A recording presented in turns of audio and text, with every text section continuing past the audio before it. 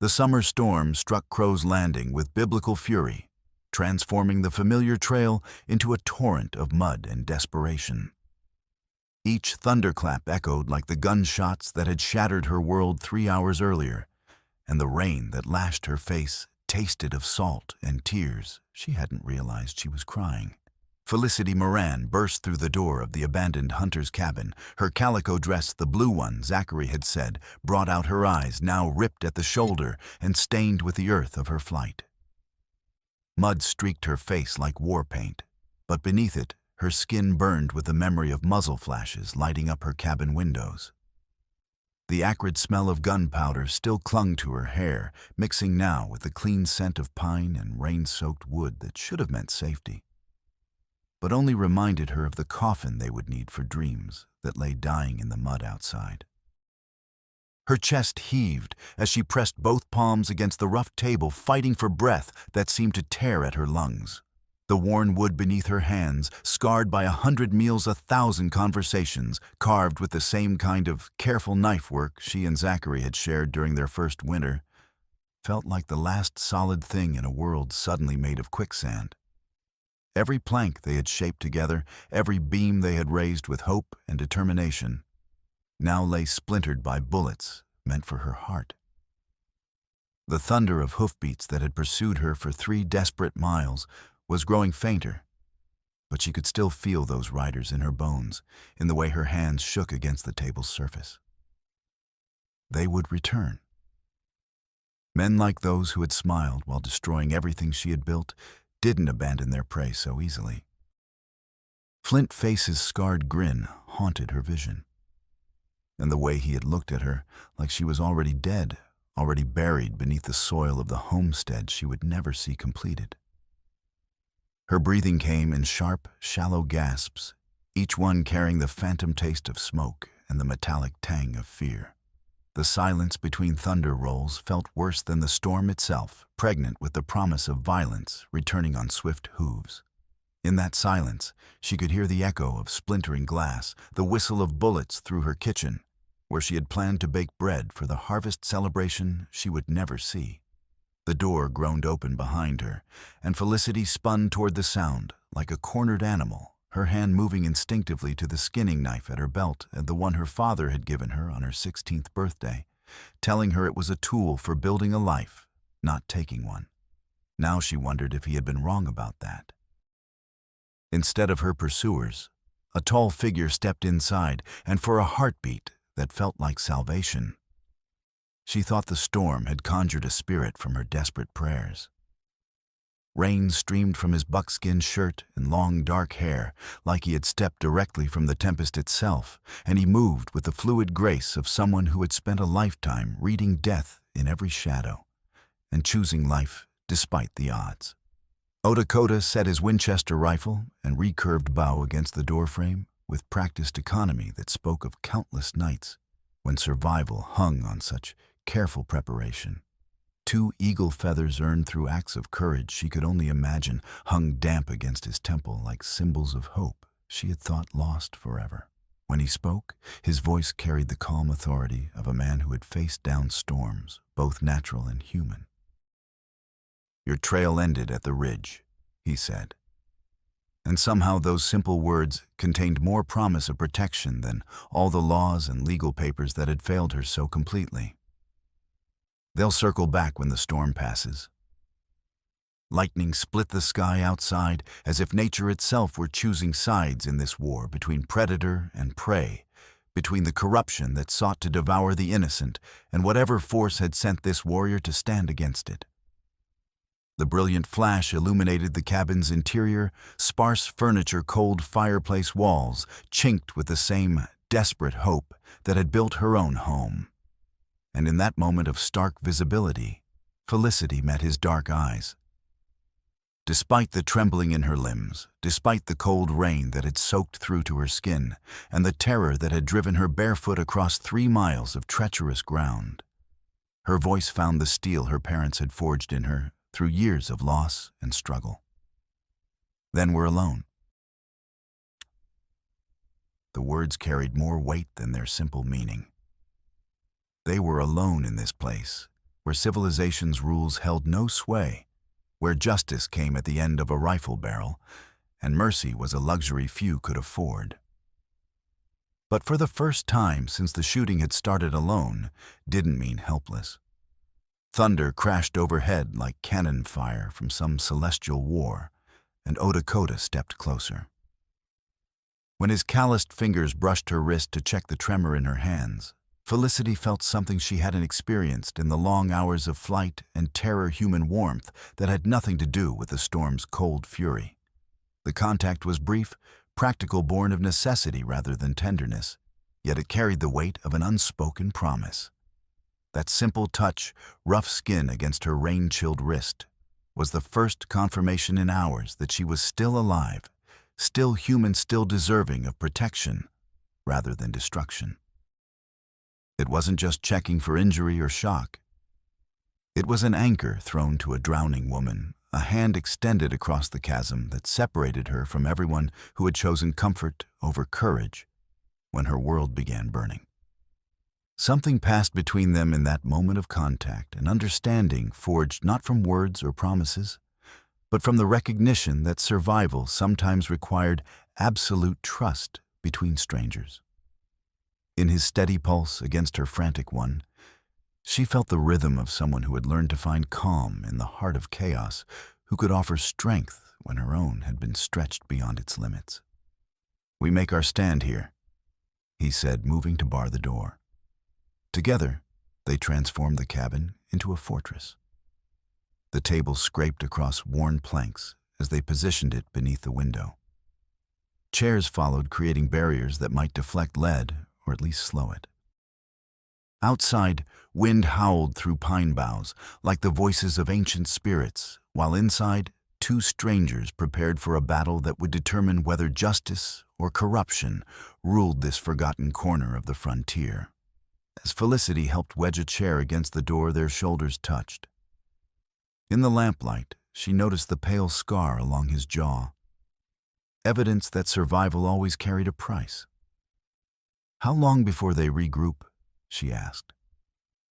Lakota checked his rifle's action, brass cartridges gleaming. "Dawn, maybe sooner. Depends how badly they want what you know." What she knew could hang half the men in Crow's Landing. But watching this warrior who had emerged from the storm like some guardian spirit, Felicity felt something she hadn't experienced since her parents died, hope backed by protection. The wind continued its assault, and somewhere beyond a coyote called to its pack. They were alone, but perhaps solitude was exactly what they needed to survive the reckoning coming with the dawn. 3 days before the storm that would bind their fates, Lakota had been leading a trading party along established routes connecting Lakota territory with white settlements. At 35, he bore the weathered features of a warrior who had watched his world transform beyond recognition.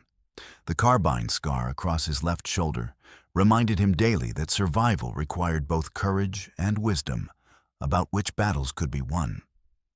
His current mission carried the weight of his band's winter survival.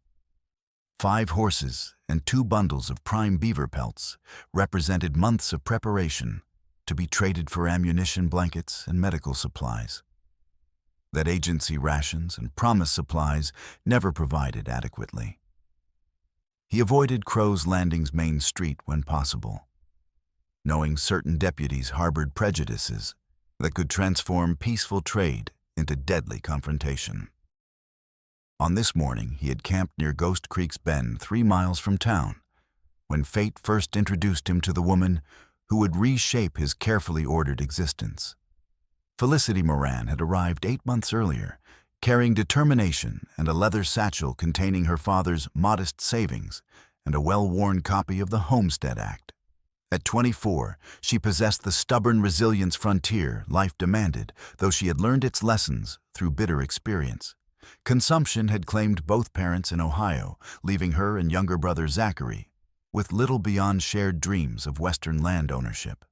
Her 160-acre homestead claim lay along Ghost Creek's most fertile stretch bottomland, with water rights that should have guaranteed farming success. She had completed all legal requirements, paid fees, and begun cabin construction using an abandoned trapper's shack as foundation. Federal law stood firmly on her side, or so she had believed. Zachary had been her constant companion, a 20-year-old with their father's easy smile and unfortunate tendency to trust unworthy people. When Dead Man's Gulch silver mine began recruiting, he had signed on for promised fair wages. That was 10 weeks ago. Now his bunk stayed empty and mine officials claimed no knowledge of any Zachary Moran. Crow's Landing embodied frontier contradictions. Dr. Horatio Pike, a 60-year-old physician with gentle hands and keen mind, treated everyone regardless of ability to pay, accepting cash when available farm produce, when money was scarce, gratitude when that was all they offered. His office above Murphy's Mercantile served as the community's unofficial sanctuary. Isadora Finch presided over the converted grain building housing the school, her steady voice bringing order to 25 children aged 6 to 16. At 30, she maintained the composed exterior expected of unmarried educators. But beneath practical gray dresses beat a heart whose courage exceeded most men's. Few knew about the derringer in her desk drawer or her deadly accuracy with it. Conrad Miller represented common folk struggling to build something lasting on unforgiving soil. His wagon bore patches upon patches, his mules showed age, but retained reliability, and his generosity toward neighbors exceeded his modest means. He had welcomed Felicity warmly, sharing potatoes and local knowledge that helped newcomers navigate frontier society's complex currents. Yet every community harbored shadows, and Crow's Landing's darkness bore a familiar name, Kensington. Most called him Blackjack, though never to his face.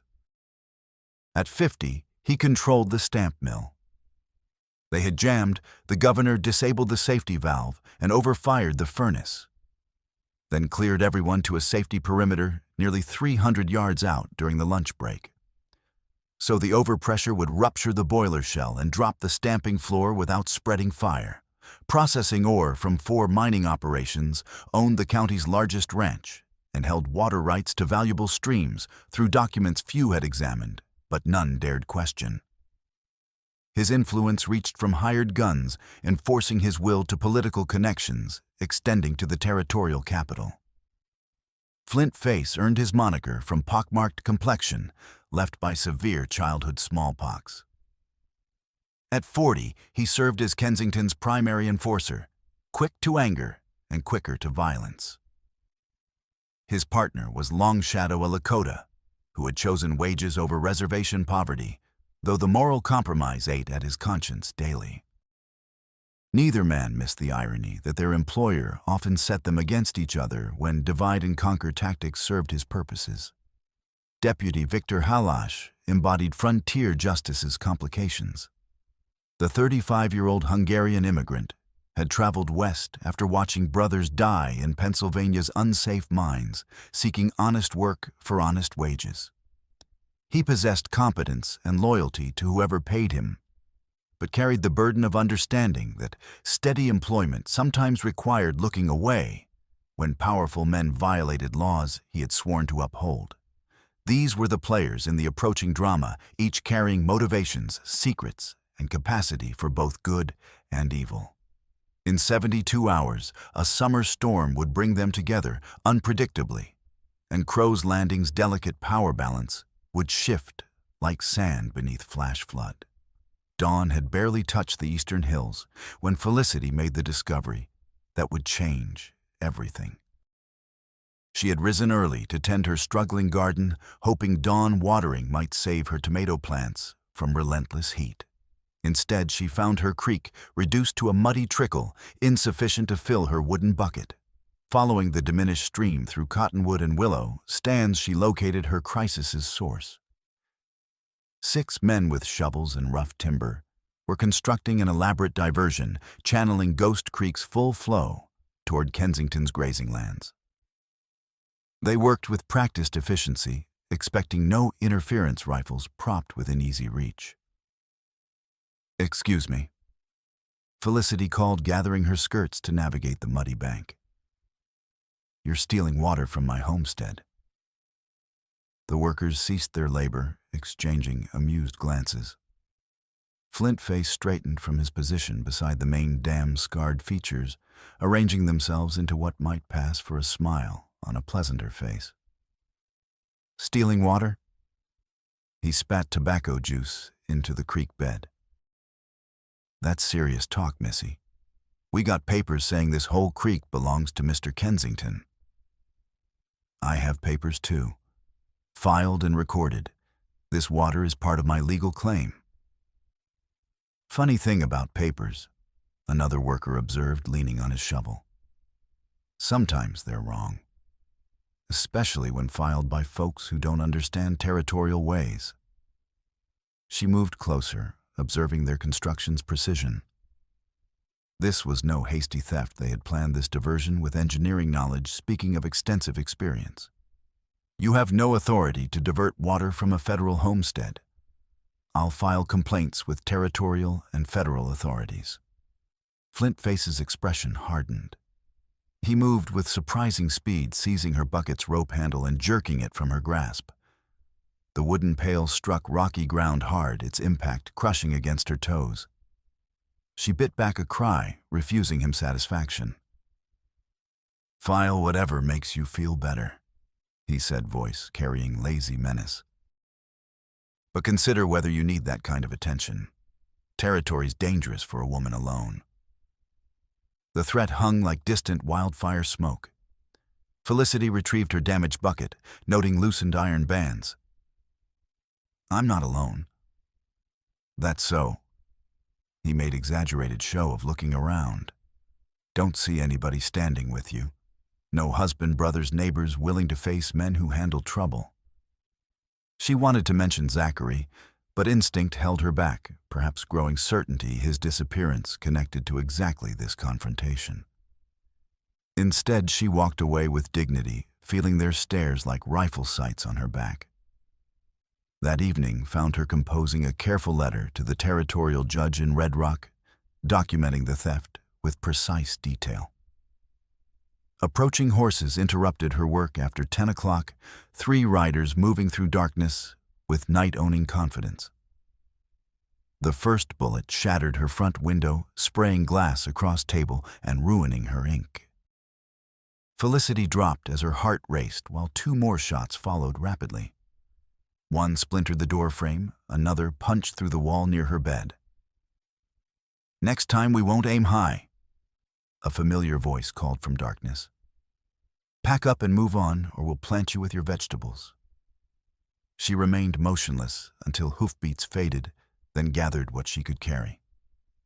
Her bare feet found rain-softened earth as she slipped away, afraid to light a lamp that might draw more gunfire. The threatening storm finally broke as she made for town, transforming familiar trail into a maze of mud and obstacles. 2 miles from safety, she heard riders returning horses splashing through puddles as they searched.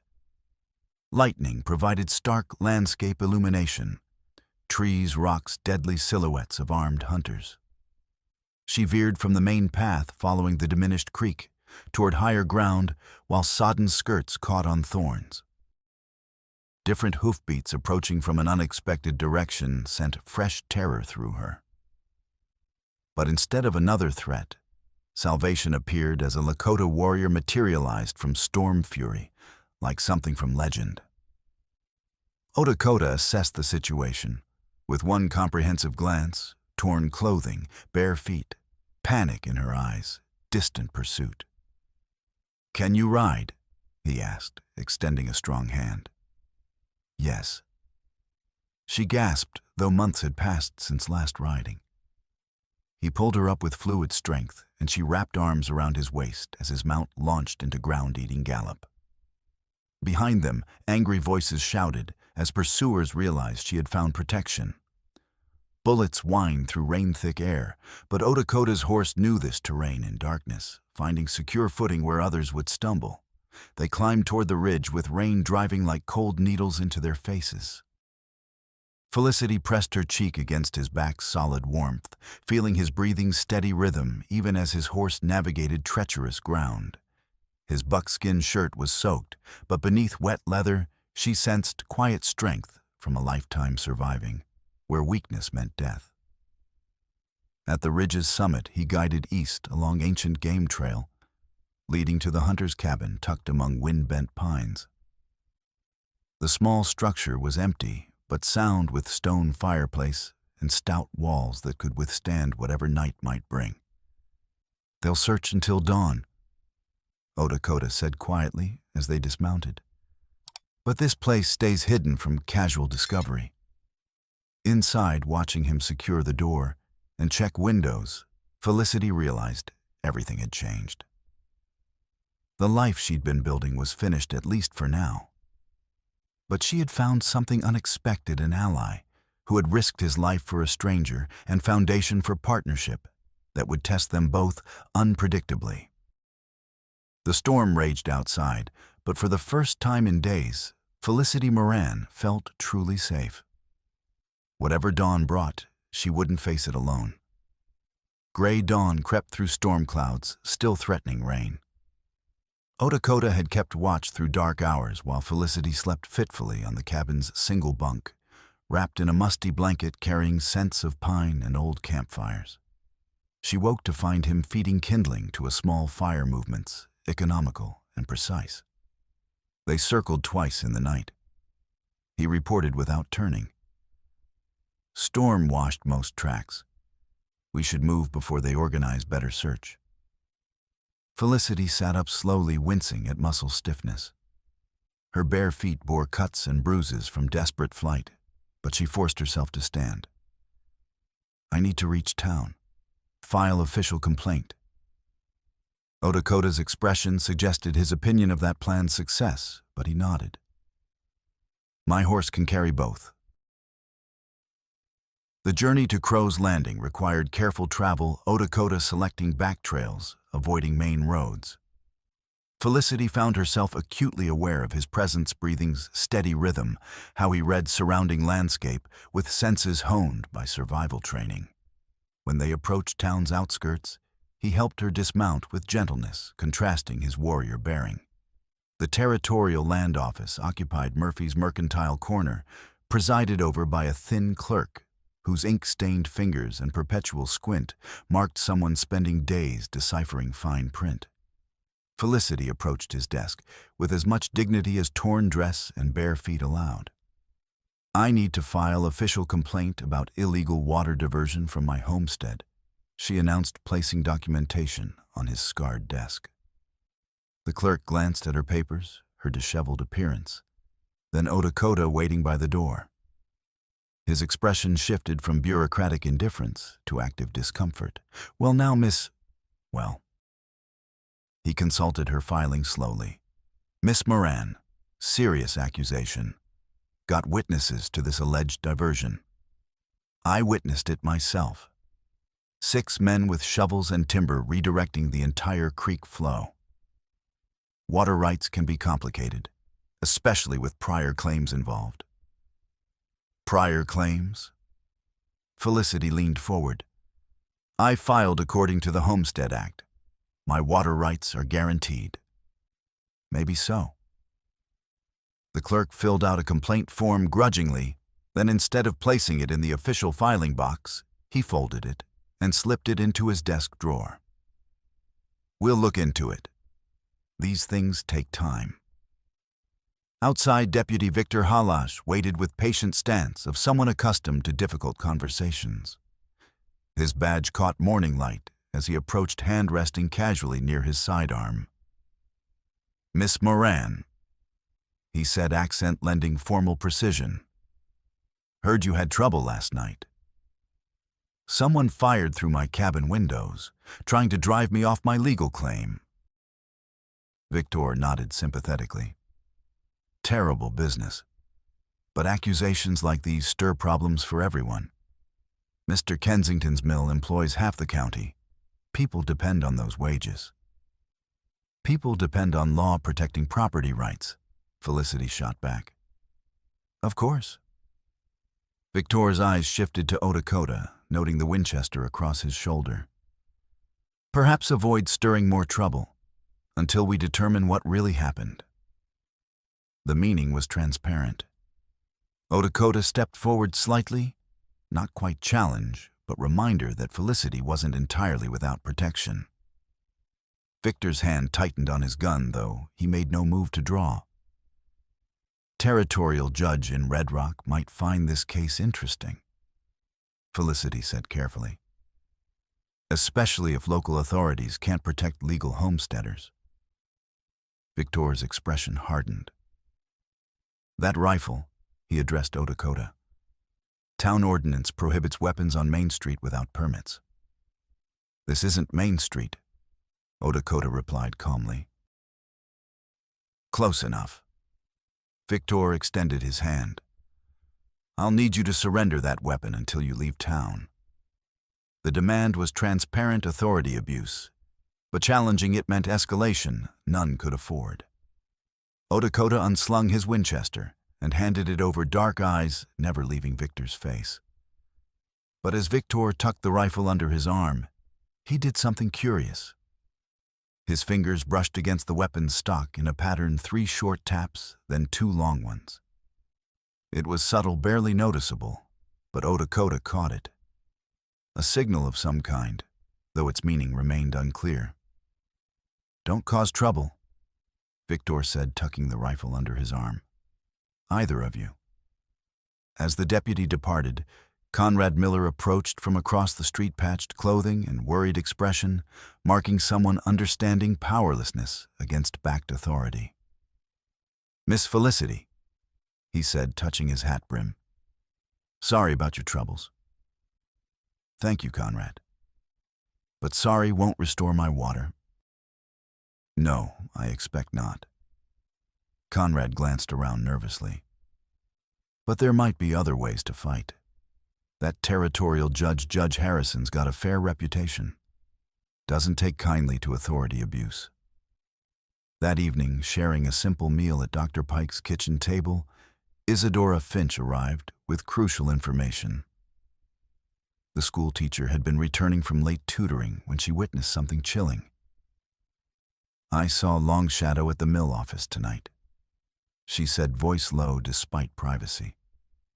Trading a burlap sack for what looked like official documents, county seals and everything. Dr. Pike set down his coffee cup carefully. What kind of documents? Survey maps, from what I could see, all marked with new boundaries and water rights. Lakota absorbed this with hunter stillness. Documents can be forged, especially with enough money behind deception. Felicity felt puzzle pieces forming coherent picture. Her brother's disappearance. Flint Face's confident talk of legal papers, the clerk's reluctance to file her complaint, everything pointed toward corruption running deeper than simple theft. We need concrete proof, she said firmly. Something convincing Judge Harrison that serious laws are being broken. Gathering that proof could be extremely dangerous, Dr. Pike warned. These aren't men who react well to exposure. Felicity looked around the table at her unlikely ally's frontier physician with healing hands, school teacher whose courage exceeded most men's, poor farmer with generous heart, Lakota warrior who had risked everything for a stranger. Odds seemed overwhelming. But she thought of Zachary somewhere in darkness and other innocent people who would suffer if Kensington's corruption went unchallenged. Then we'll be careful and intelligent, she said with quiet determination. Outside Pike's window, wind carried the stamp mill's rhythmic pounding through night-beating metallic message that some possessed power, while others had none. But inside the physician's kitchen, 5 people began planning resistance that would shake Crow's Landing to its foundations. Dawn brought deceptive clear skies and first concrete opportunity for evidence gathering. Conrad had spotted workmen removing wooden flume sections from Ghost Creek, the same improvised dam diverting water from Felicity's land. If they could retrieve timber with fresh saw marks, it would prove recent construction supporting her illegal diversion claims. 4 conspirators approached the creek in Conrad's weather-beaten wagon, Lakota, scouting ahead on foot. Abandoned flume boards lay scattered along muddy banks like massive wooden skeleton remains, most partially buried in creek sediment. Felicity waded into shallow water, examining the largest section, noting recently cut pine's bright yellow color, and rope burns, marking where tackle had positioned heavy timbers. This shows clear, deliberate construction evidence, she called, hefting a board marked with deep grooves. Isadora maintained watch from the wagon seat, while Conrad helped load evidence. The schoolteacher's normally steady nerves showed strain. She kept glancing toward willow thickets, where creek bent toward Kensington's property instincts, warning of unseen danger.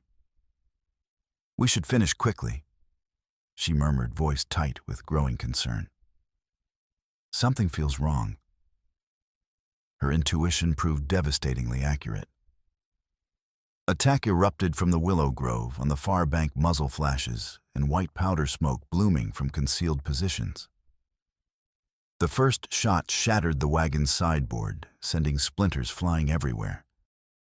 Conrad's mules reared in terror, nearly overturning the wagon, as bullets whined overhead like angry hornets. Lakota reacted with lightning reflexes from someone surviving numerous ambushes.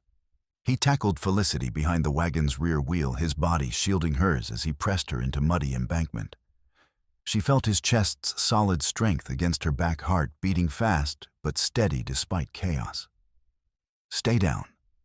Don't move," he commanded with absolute authority. Conrad cursed as a bullet grazed his left forearm, but managed dragging his Spencer rifle from beneath the wagon seat. 4 of them at least, maybe more in trees. Dr. Pike's timely arrival transformed everything. The elderly physician came racing up the creek road in his medical buggy, normally placid mare whipped to foam-flecked gallop. Instead of seeking safety, he drove straight toward ambush, shouting at the top of his lungs and cracking his whip like a venging fury. "Get away from those people immediately," he bellowed with surprising authority. "I'll have the territorial marshal on every one of you." Unexpected intervention shattered attackers' concentration. Lakota seized the crucial moment, taking Conrad's Spencer and sending carefully aimed shot across creek. Pain cry from willows confirmed his marksmanship, and return fire slackened as hidden gunmen reconsidered position.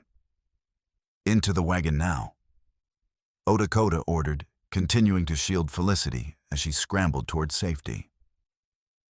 Their retreat was disciplined but urgent.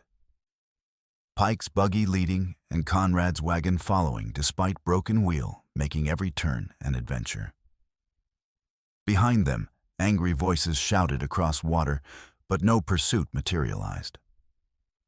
Shooting from ambush was one thing, chasing armed citizens in daylight, considerably riskier.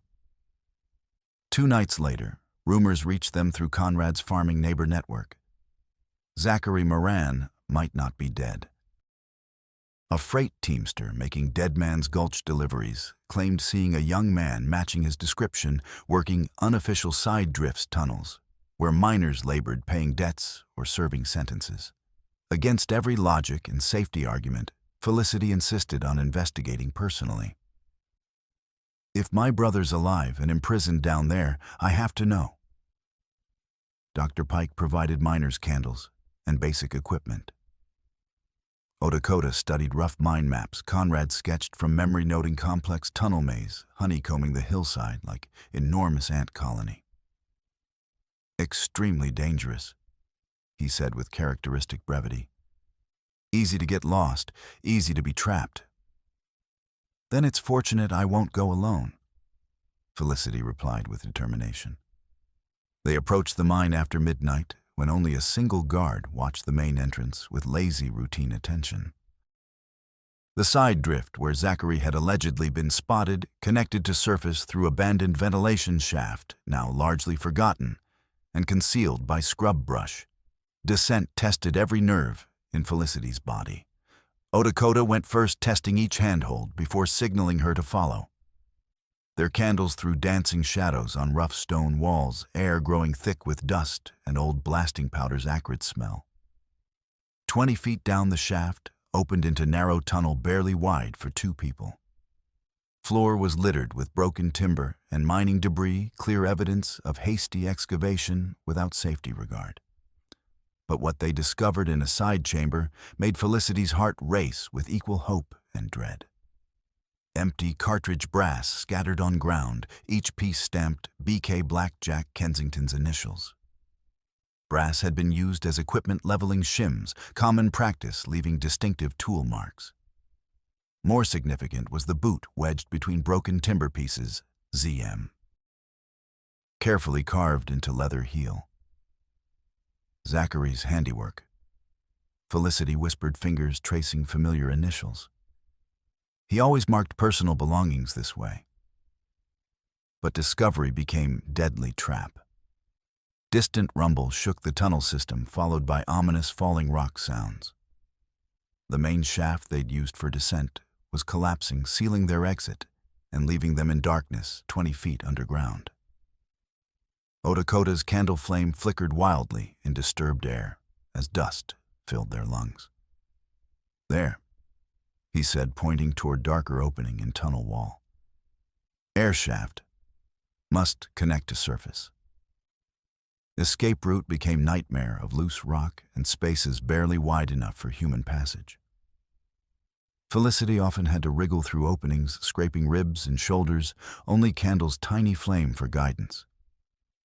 But Odakota's steady presence behind provided courage when claustrophobia threatened overwhelming rational mind. In the tightest section, stone pressing from all sides and darkness, absolute except candle's feeble glow, panic began rising like flood water. It was Odakota's hand on her ankle firm and reassuring, keeping her moving forward when every instinct screamed retreat. "Breathe slowly," he said, voice somehow remaining calm. "Keep breathing and continue forward." They emerged into blessed daylight through concealed hillside opening, gasping and rock dust, covered but miraculously alive. In Felicity's coat pocket, cartridge brass and leather evidence felt precious as gold nuggets. They had proof Kensington's operation extended into mines, and now knew Zachary had been here working under slavery-equivalent conditions. Their mineshaft emergence hadn't gone unnoticed. Flint Face and 3 mounted men were waiting in the railway, cut below, having tracked their horses to the area. The confrontation following would test every survival skill they'd learned about each other and themselves. Well. Flintface called up, scarred features twisted into predatory grin. "Look what crawled out of the ground like prairie dogs." Terrain offered defenders some advantage. Odakota positioned himself on higher ground, drawing attackers' attention, while Felicity circled toward their horses. But Kensington's men had conducted this violence for years, adapting quickly to changing tactical situations. Running battle moved along railway embankment gunfire, echoing off steel rails and wooden ties. Felicity found herself separated from Odakota by 50 yards of open ground, one of Kensington's riders positioned between them. Powder Keg's railroad maintenance crews had left beside tracks, gave her desperation-born idea. While Odakota kept attackers occupied with carefully placed shots from his retrieved Winchester, she used her water canteen, thoroughly soaking Keg's fuses and black powder charges. When Flint Face attempted using explosives to blast them from defensive positions, waterlogged charges produced wet fizzles instead of devastating explosions, leaving attackers exposed and confused. Their prairie escape became absolute trust and coordination exercise. Running hand in hand across uneven ground, studded with prairie dog holes and hidden rocks, they had to match strides perfectly and balance combined weights, while bullets kicked dirt around fleeing feet. Wind whipped clothes and threw dust in eyes, but their grip never faltered. At Dr. Pike's barn that night, they huddled together in hayloft, sharing single wool blanket for warmth against autumn chill. Intimacy was born entirely of necessity. Clothes remained damp with creek water and mine dust. Night air carrying approaching winter's bite. But lying there in sweet-smelling hay, listening to each other's breathing and feeling two hearts' steady rhythm, gradually slowing, something deeper passed between them. When I was 12, Felicity whispered into the darkness. My father taught me to identify different trees by their bark texture alone. Said a person should know the land they call home. Her fingers traced absent patterns on the blanket between them. I never thought I'd need those lessons for survival. Lakota was quiet for a long moment. My grandfather taught me to read stories in animal tracks. Not just what passed by, but when, why, whether they were afraid or confident. His voice carried memories of a different world. Said every creature leaves truth in their wake if you know how to see it. The sharing felt more intimate than any declaration of love might have. Two people from different worlds, finding common ground in the knowledge passed down by those who had loved them. Your brother, Lakota said quietly. The boot in the mine. How long missing? Almost 3 months, Felicity replied, voice barely above whisper. But if he was working that side drift recently, then he might still be alive, hidden elsewhere or moved to different location. Outside their shelter, great horned owl called from Barnes' weathered peak, and somewhere distant, the stamp mill continued relentless pounding through night hours. But in Hayloft, two people who had found each other in chaos began understanding that strongest partnerships were forged not in comfort and safety, but in shared danger and mutual dependence's crucible. The revelation changing everything came through Isadora's remarkable courage and cunning combination. The school teacher had observed the land office clerk's daily routine for 4 days, noting habits with careful attention usually reserved for lesson planning. Every morning at precisely 9 o'clock, he visited Hennessy's barber shop for coffee and local gossip, leaving his office unattended for exactly 23 minutes. On Friday morning, while the clerk discussed weather and territorial politics over steaming cup, Isadora slipped through the office's rear window with half her age agility. She had prepared thoroughly, studying every legal document Conrad could remember, learning official seals patterns, signatures, and paper types, distinguishing legitimate territorial paperwork from forgeries. The file she sought lay not in official filing cabinet, where genuine documents belonged, but in the clerk's private desk drawer personal space, where questionable papers awaited special consideration. Kensington's water rights deed occupied honor place within leather portfolio, surrounded by survey maps and correspondence, speaking of significant financial arrangements with territorial officials. At first examination, the deed appeared flawless in every detail. Territorial seal was crisp and clear, signature matched samples she'd seen on other official documents. Legal language followed proper governmental forms precisely. But Isadora possessed something opponents lacked: educators' trained eye for detail and inconsistency. Ink quality caught her attention first. While most territorial documents from that period displayed aged iron gall ink's slightly faded brown color, this deed's official seal was written in blue-black shade, suggesting much more recent manufacture. More damning was chronological discrepancy she discovered, comparing the deed to other same-file papers. Kensington's water rights deed bore March 15, 1873 date complete, with apparent official territorial seal. But careful examination of other documents revealed that particular seal design hadn't been officially adopted until September of that same year. Someone had backdated the document by 6 months using governmental stamps that didn't exist when the deed was supposedly signed. Working with systematic haste, Isadora used thin paper and charcoal stick, making detailed seal rubbings, capturing every line and curve of the forged stamp, She also documented the clerk's name on several other questionable documents, building corruption pattern extending far beyond single falsified deed. But her most chilling discovery lay in separate envelope marked only ZM. Inside, she found county surveyors' detailed field notes written in young man's careful handwriting, documenting illegal water diversion systems' precise measurements and boundaries. Notes were signed Zachary Moran, assistant surveyor, and dated just 2 weeks before his mysterious disappearance. Implications struck her with physical blow force. Zachary hadn't simply stumbled across Kensington's illegal activities, he'd been forced participating in documenting them, using surveying skills to create technical specifications, legitimizing water theft through forged legal paperwork. Notes showed precise flow rate calculations, optimal dam placement, and projected agricultural impact across multiple properties. This was exactly the documentation Kensington needed, supporting fraudulent claims in any legal proceedings. Most disturbing were dark brown stains on final note pages, stains looking suspiciously like dried blood.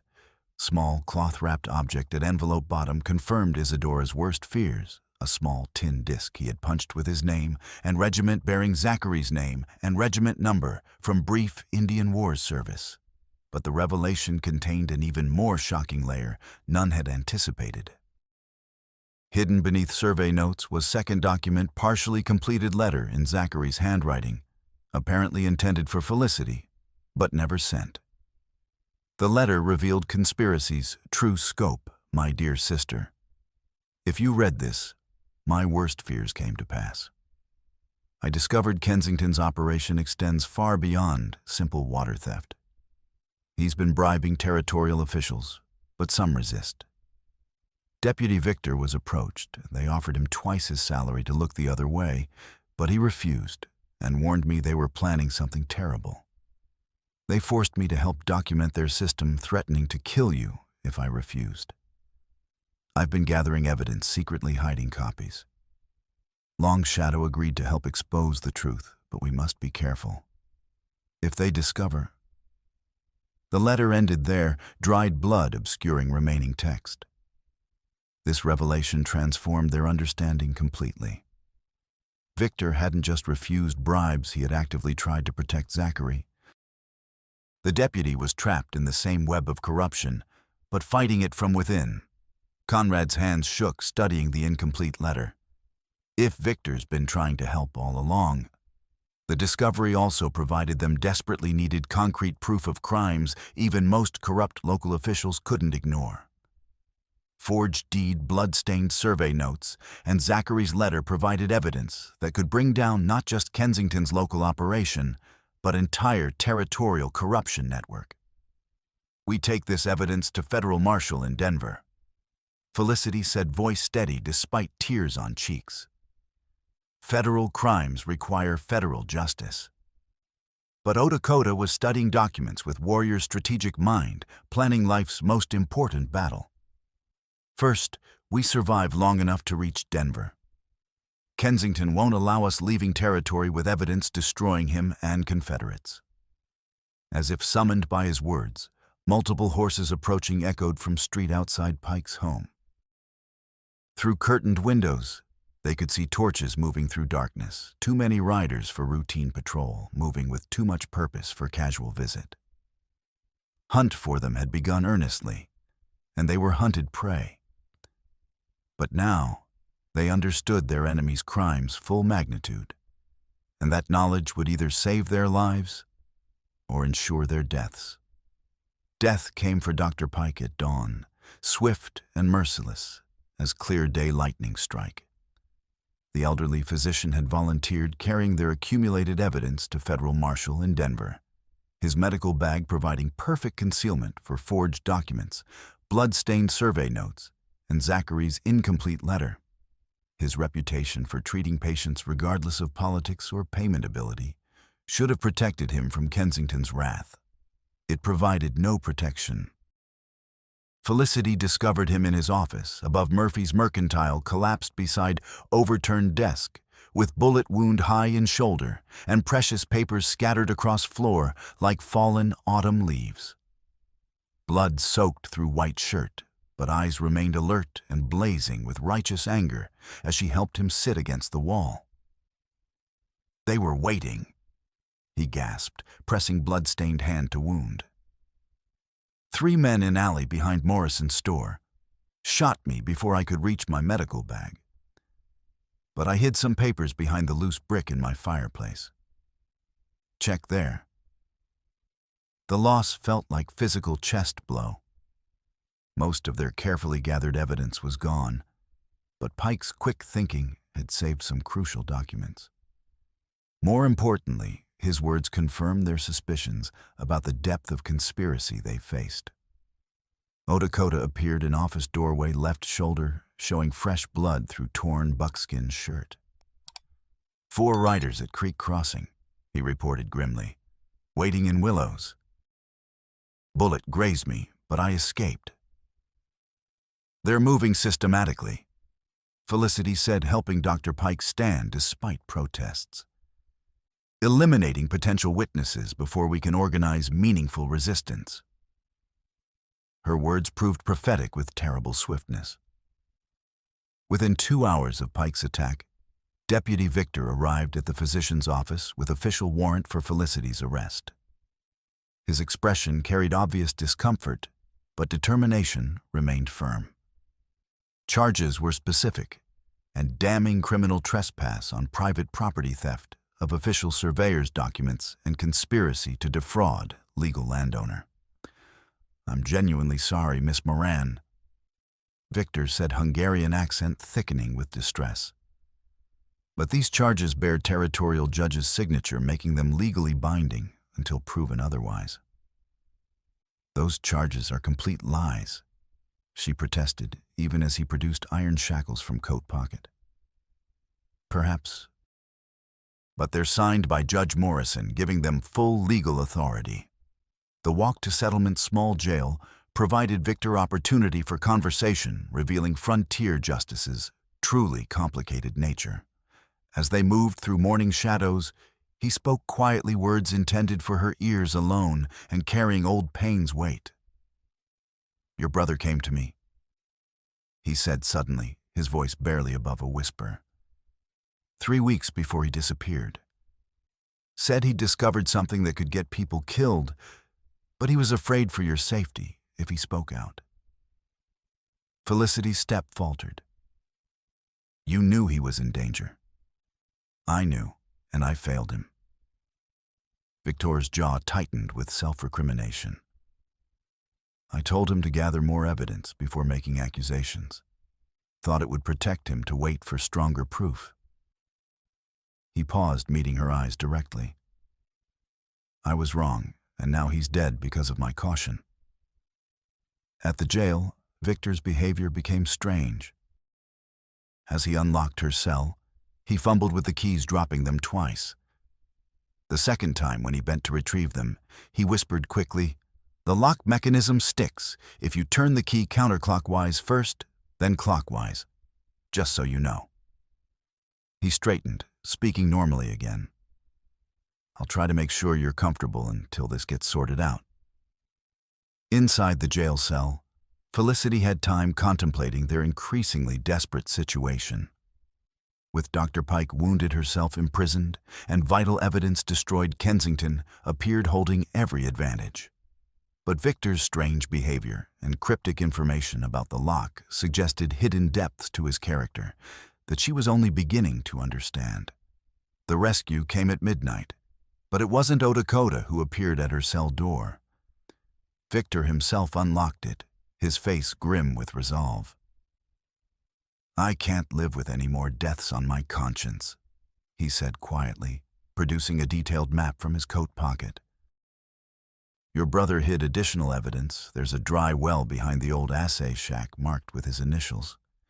If anything remains of him, that's where you'll find the truth." "Why are you helping me?" Felicity asked as they moved through the jail's shadows. "Because 3 brothers died in Pennsylvania mines, while I told myself that keeping my job was more important than speaking up," Victor replied. "I won't watch another good person die because of my cowardice." Outside jail, Isadora had created perfect diversion for their escape. School bell rang frantically through night air, supposedly signaling fire that brought half settlement running to investigate emergency. In resulting chaos of confused voices and running feet, nobody noticed Deputy Victor helping escaped prisoner slip away through back alleys into beyond darkness. Lakota waited with horses in a grove of cottonwoods beyond town limits. His shoulder wound had been properly bandaged, and his eyes showed relief when he saw Felicity emerge safely from the shadows. "Victor?" he asked simply. "He's with us," Felicity replied, swinging up onto the horse he'd brought for her. "My brother trusted him, and so do I." They fled toward hills with minimal supplies, but maximum determination. Behind them, angry voices called as their escape was discovered, but darkness and Victor's inside knowledge of patrol routes provided crucial advantages. The ride to the assay shack tested all of them. Victor had insisted on coming along, saying his badge might provide protection if they encountered other law enforcement. But more than that, he seemed driven by need to personally atone for failing Zachary when it mattered most. Dawn broke cold and gray over Scrub Oak Grove, concealing their destination painting landscape in silver and shadow shades.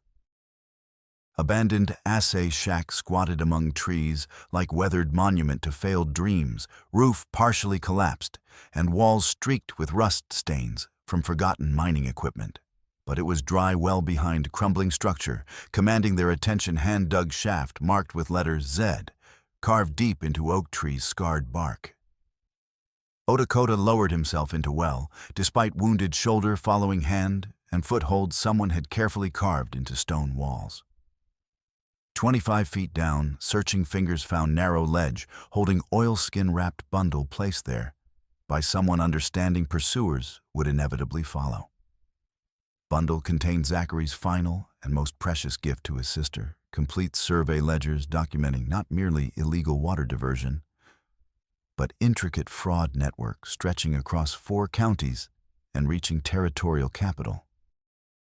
Young surveyor had been methodical in documentation, recording compass bearings and chain lengths, with mathematical precision property boundaries, with surveyor accuracy and flow measurements, with thoroughness of someone understanding every calculation's legal implications.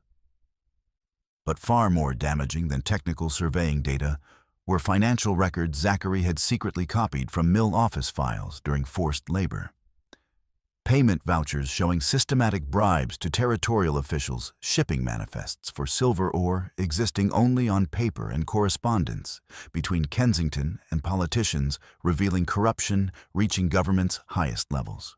Most shocking of all was final document in the bundle, a complete list of bribed officials with amounts paid and services rendered. Judge Morrison in Red Rock had received $5,000 to ignore homestead disputes. 3 territorial senators had been paid to support favorable mining legislation. Even federal land office officials had been compromised. But the list's most stunning revelation was at the bottom in Zachary's careful handwriting. Judge Harrison approached but refused bribes, threatened with exposure of past gambling debts if he interferes. Maybe only honest judge left in territory. "Your brother built comprehensive legal case," Lakota said quietly, studying meticulous handwriting covering dozens of pages. "Not just against Kensington, but against everyone who helped steal and murder." Victor studied the documents with professional interest and growing horror. "This is enough to bring down half the territorial government," he said. "But first, we have to survive long enough to get it to honest authorities." Their discovery moment was shattered by distant but unmistakable sound of multiple riders approaching through morning mist. Smoke from campfire on eastern horizon marked where their pursuers had spent night, and now final hunt was beginning with systematic and deadly precision. But this time Kensington had made a crucial mistake. In his determination to capture or kill them, he had brought along a hostage to ensure their cooperation.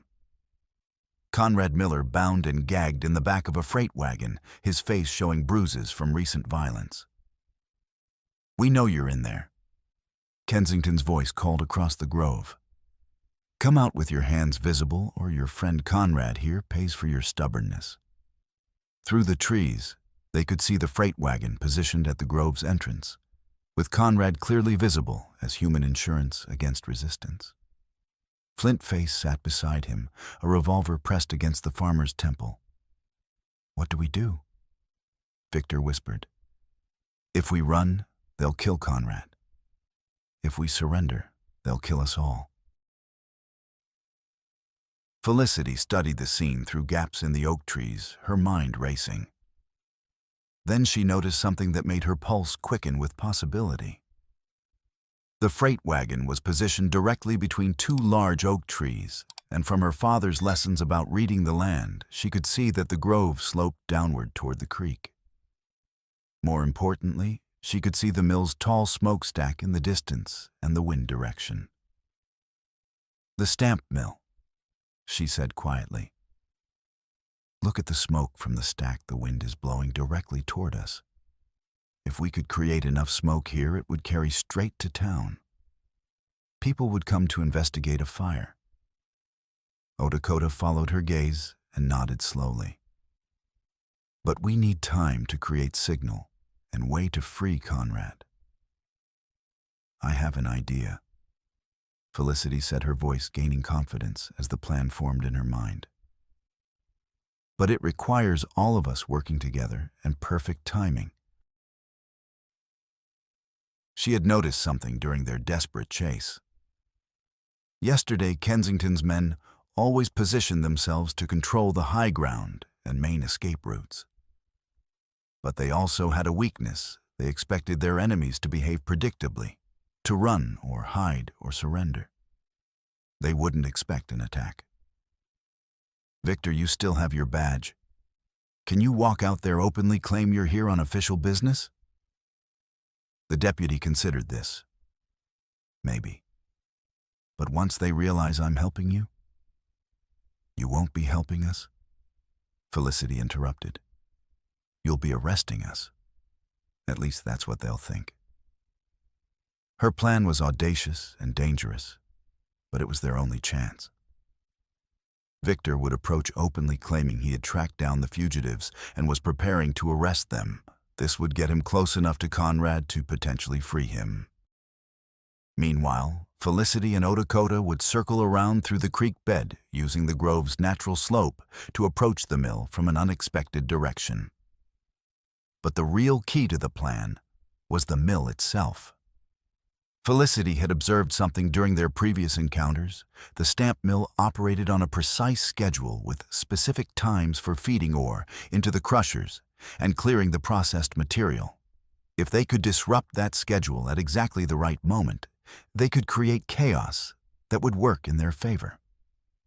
"The mill's boiler system," she explained quickly. "I've watched them work. They feed coal into the furnace every hour on the hour.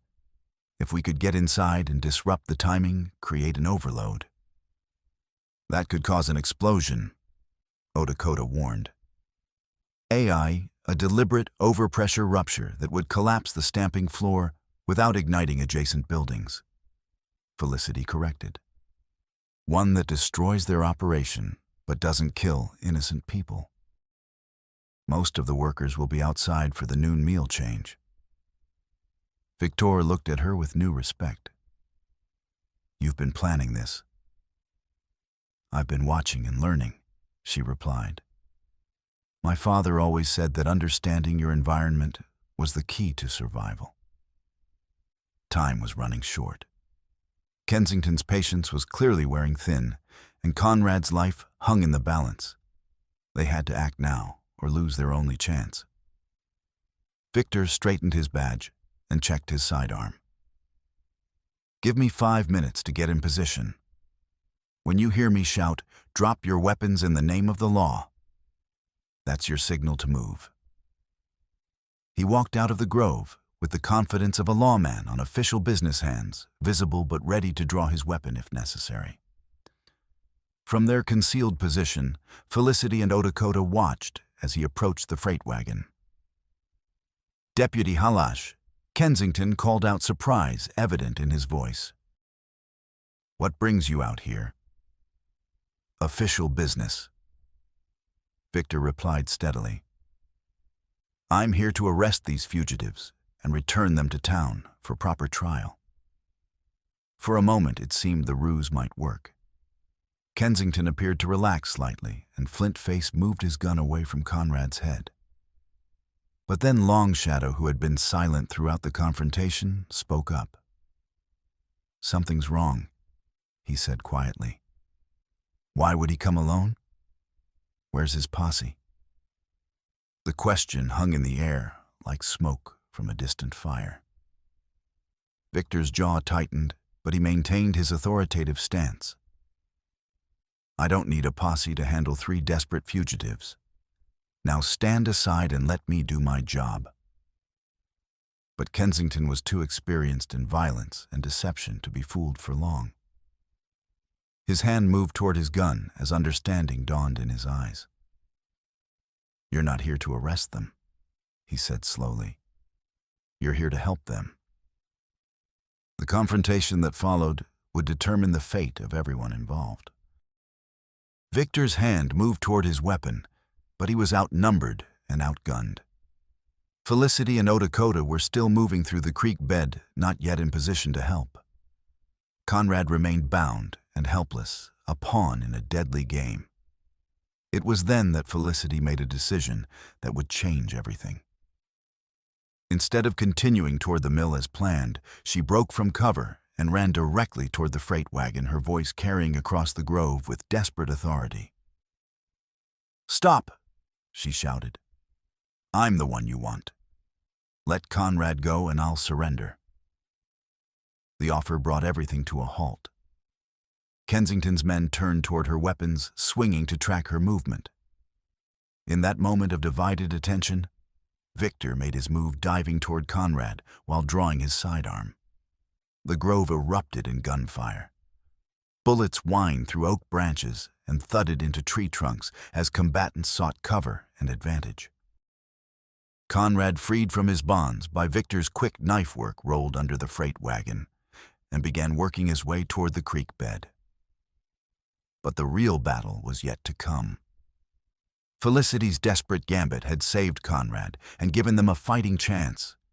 But now they were trapped in a running gun battle with professional killers who knew the territory and had every advantage except one: the righteousness of their cause. The running battle through the oak grove was fierce, but brief. Felicity and Lakota, working together with the coordination they had developed through shared danger, managed to outflank Kensington's position. Victor, fighting with the fury of a man seeking redemption, kept the main force pinned down while Conrad escaped to safety. But it was what happened next that would be remembered and talked about for years to come. As the gun battle raged, Felicity noticed something that the others had missed. The freight wagon wasn't just positioned between the oak trees by chance. It was loaded with black powder and mining equipment supplies intended for the stamp mill. More importantly, one of the powder kegs had been damaged in the fighting, leaving a trail of black powder leading from the wagon toward the mill. The plan that formed in her mind was desperate and dangerous, but it offered their only real chance at victory.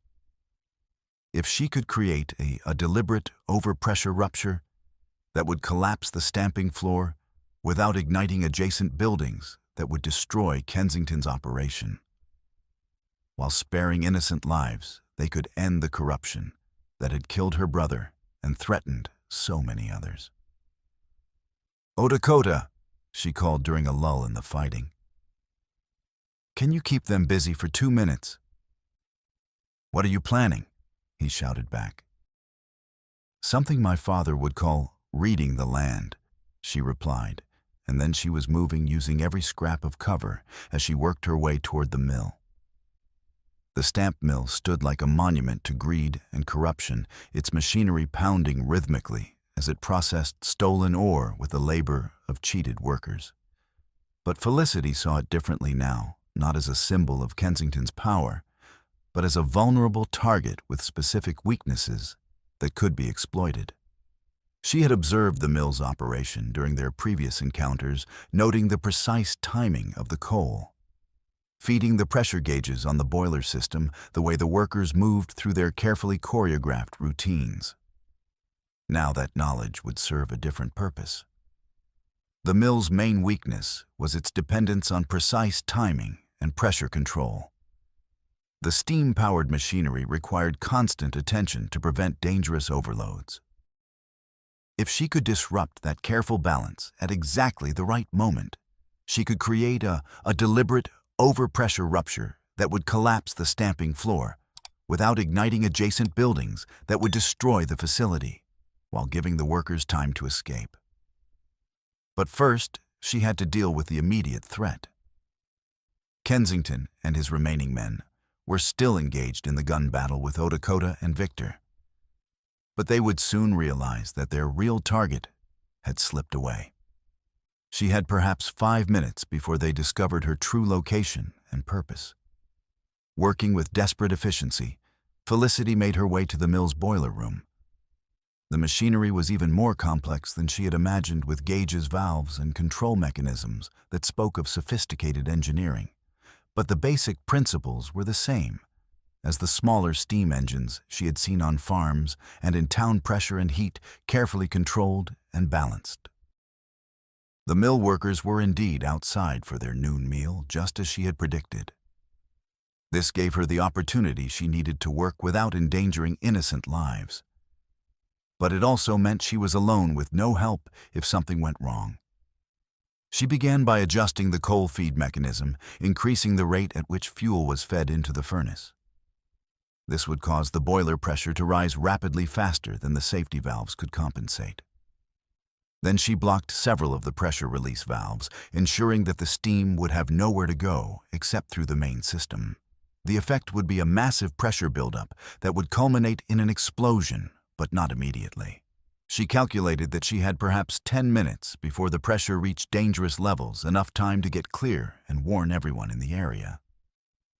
But as she worked, she heard footsteps approaching. Kensington had realized what she was doing and was coming to stop her with Flintface and Long Shadow close behind. The final confrontation would take place here in the heart of the mill, surrounded by the machinery that had been built on stolen land and watered with innocent blood.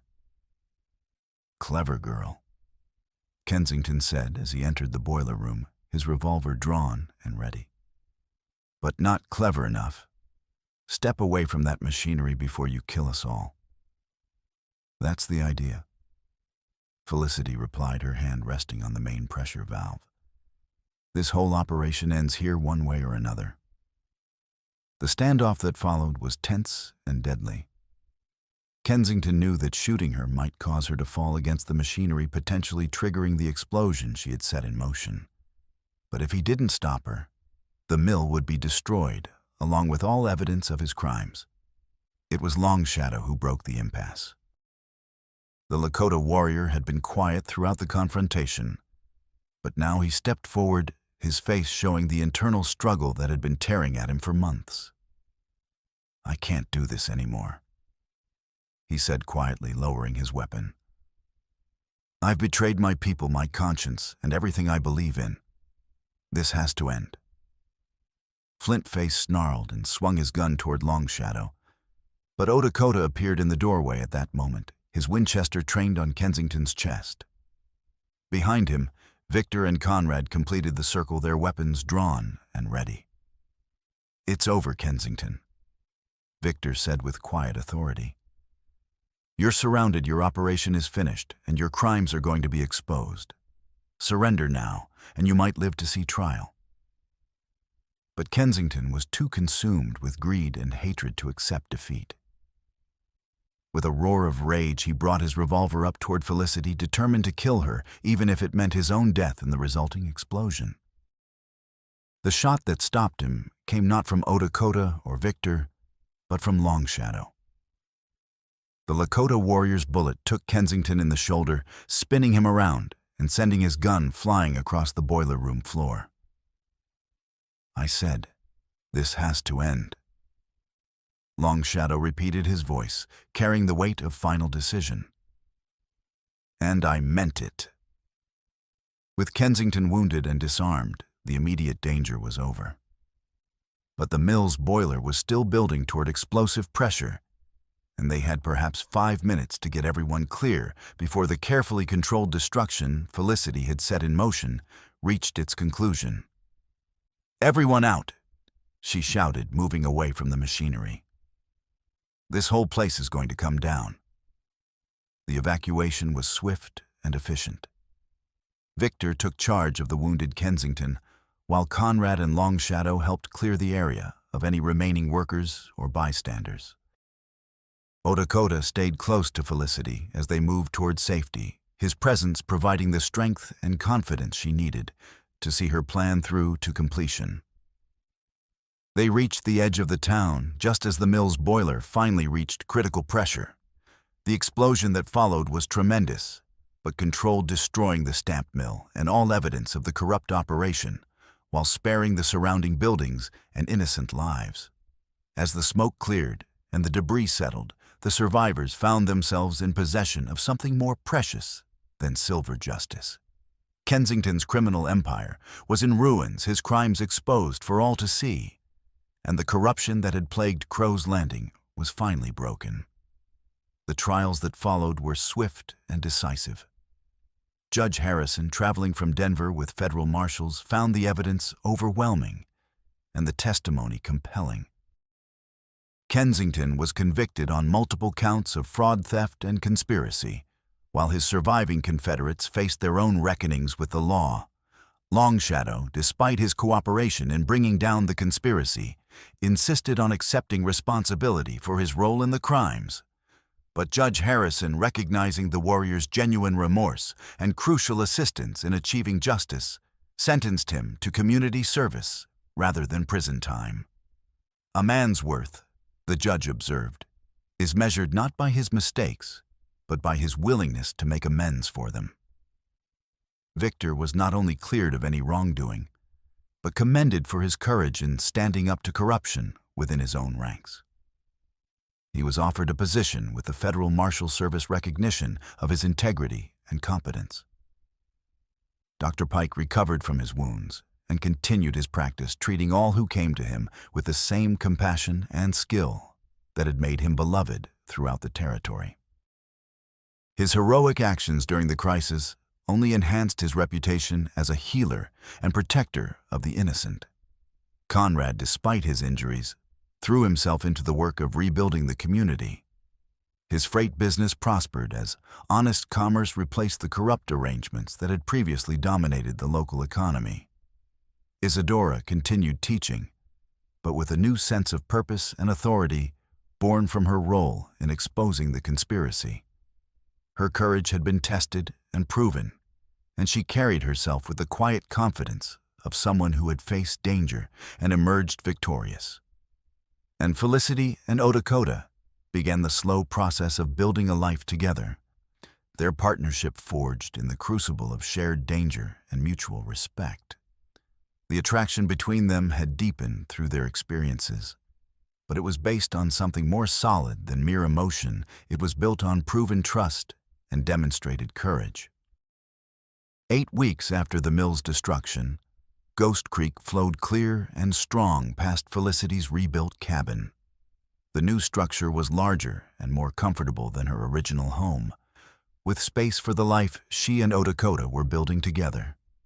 The autumn harvest from her restored garden exceeded all expectations, nourished by the creek water that once again flowed freely across her legal land. Lakota's trading post, established in partnership with Conrad, served both white settlers and native bands with fairness and respect. The enterprise flourished through honest dealing and quality goods, proving that cooperation was more profitable than exploitation. On this particular November morning, as Felicity prepared breakfast in her spacious kitchen, she decided to repair a loose floorboard that had been annoying her for several days. Using Conrad's hammer to pry up the troublesome board, she expected to find nothing more than dirt and debris. Instead, her fingers encountered oiled leather wrapped around something solid. The hidden package was marked with Zachary's unmistakable handwriting. "For Felicity, if the worst should happen to me." Inside the wrapping, she found two items that made her heart race with emotion. The first was the original Moran homestead deed, authentic and legally unassailable. The second was a letter in Zachary's careful script, "My dearest sister. If you read this, then they found me, and I am dead. I have hidden evidence in multiple places, but this letter carries my most important message. I want you to know that I never regretted coming west with you. Our parents' dream of owning good land was worth every risk and sacrifice. You have the strength to build the life they wanted for us, even without me. Trust the good people you will find, and they exist even in dark places. Long Shadow is not evil, just lost. Show him kindness, and he may find his way back to honor. Build a wonderful life on the land Father dreamed about. Some principles are worth dying to protect, but living for them is even more important. Your devoted brother Zachary." Tears blurred Felicity's vision as she finished reading, but they were tears of closure and peace rather than grief. Her brother had died protecting not just her future, but the fundamental principles their parents had taught them. His sacrifice had made everything that followed possible. A familiar knock at the door interrupted her thoughts. Lakota entered carrying fresh venison from his morning hunt, his movements comfortable and natural in the space they now shared. He saw the papers in her hands and understood immediately. "Zachary," he asked gently. "His final gift," she replied, showing him the deed and letter. "He made sure I would have everything needed to keep our family's land." Lakota read the letter with the same careful attention he brought to all important matters. "He was protecting you even while dying," he observed. "That's the action of a man who understood what mattered most." Outside, Conrad's weekly supply run was arriving, bringing news from town and goods for the growing community. His visits had become a pleasant routine, connecting them to the wider world while respecting the peaceful life they were building. But perhaps more meaningful than any external validation was the simple fact that they were no longer facing life's challenges alone. Standing together in their rebuilt home, watching the creek flow freely past their door, Felicity and Lakota possessed everything they truly needed: partnership built on trust land, honestly owned, and the knowledge that justice had been served. "We're alone up here," Felicity said quietly, echoing the words that had first brought them together in the hunter's cabin during that terrible storm. Lakota smiled, understanding both the reference and the deeper meaning behind it. "Then we'll do what must be done," he replied, just as he had that first night. But now those words carried entirely different significance. They were alone by choice, rather than circumstance partners who had chosen each other after learning what it meant to trust completely. What must be done was no longer about survival or justice. It was about building a shared future that honored the sacrifices of those who had made their happiness possible. As the sun set over the restored creek, painting the flowing water in shades of gold and crimson, two people who had found each other in chaos began their next chapter together. The frontier remained challenging, but they would face whatever came with the same partnership that had carried them through their darkest hours.